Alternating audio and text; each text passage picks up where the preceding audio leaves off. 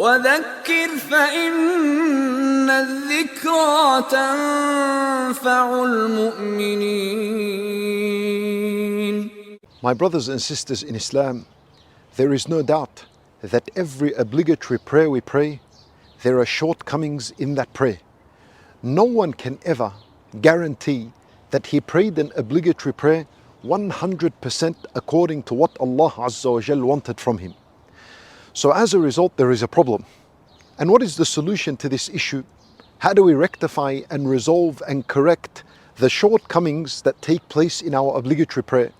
And Nabi sallallahu alayhi wa sallam taught us of three things. Number one, something known as sajdat as-sahu, the sujood of forgetfulness. And that has an entire discussion in the books of al-fiqh, in the chapter of as-salat. The idea is that if you increased something in the prayer of the obligations, or you removed something from the prayer, you make up for it at the end of the prayer by doing two sujood. And that's called sajdat as-sahu, the sujood of forgetfulness. We'll speak about this later on, otherwise you can revise it in the books of al-fiqh. And that rectifies the shortcoming in the prayer. The second matter is the istighfar that we say after the prayer. And the best version of that is to say astaghfirullah wa atubu ilayh. And that is to be said 3 times immediately after the prayer.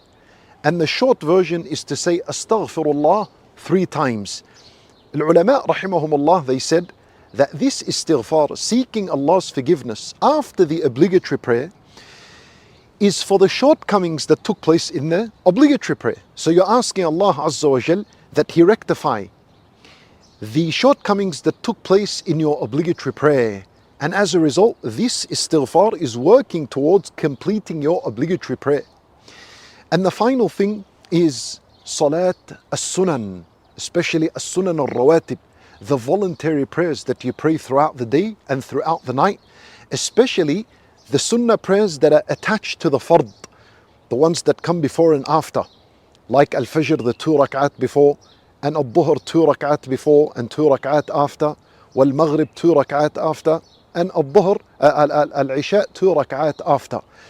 These sunan prayers, sunan al-rawatib, and generally the voluntary prayers of the day and the night, the purpose is that they rectify the shortcomings that took place in the obligatory prayers. And Nabi sallallahu alayhi wa sallam, he says on the day of judgment that when the servant, the believer, is held to account for his prayers, for his obligatory prayers, if they are missing, if there is shortcomings in this, he asks the angels, and he knows. He says to them, "Unzuru, hal li'abdi min salati tatawwu'?" He says, look into his record. Does he have any voluntary prayers? If there is voluntary prayers, they are added to his obligatory prayers, and his obligatory prayers become complete, and he is granted success on the day of judgment. Allahu Akbar. Then this is the idea. It is good for you to know that every salat of obligatory prayer we pray, there are shortcomings and there are faults in it. How do we fix them?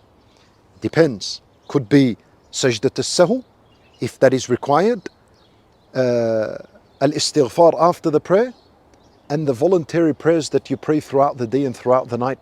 So focus, my brothers and sisters in Islam, on your obligatory prayer first and foremost, because this is what Allah Azza wa Jal loves, and this is what He obligated.